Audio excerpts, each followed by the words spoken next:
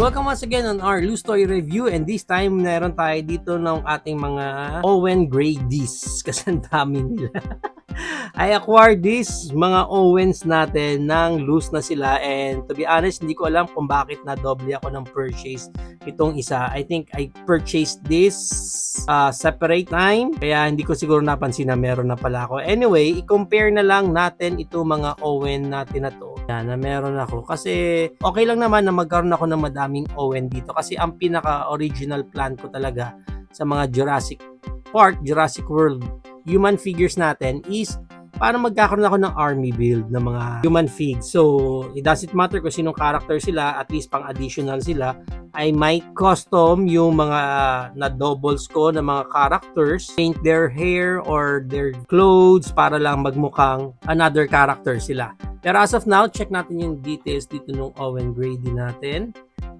Yan. I think ito yata yung merong kasamang kasama mga accessories na gyrocopter or parang may gun siya nakasama. I'm not sure kasi nakuha ko sila as is na, as in walang any accessories na kasama.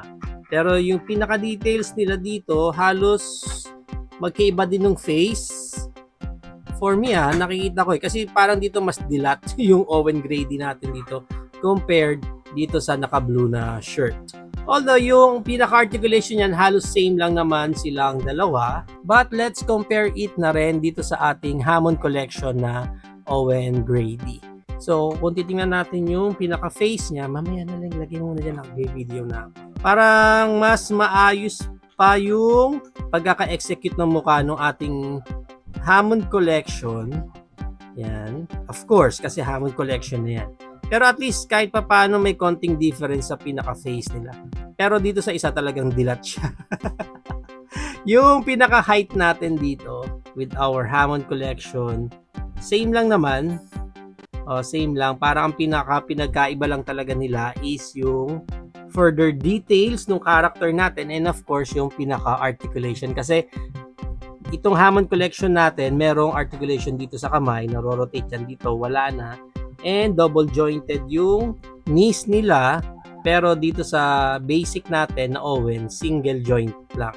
Also, yung pinaka kita niya dito is may rotation dyan, yung Hammond collection, pero dito sa ating basic is wala na.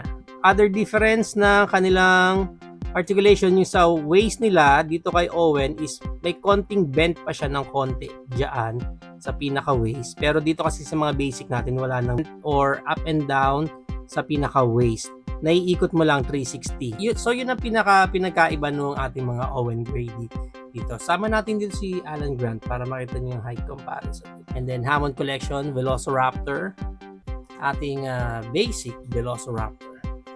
Yan, para may idea kayo no.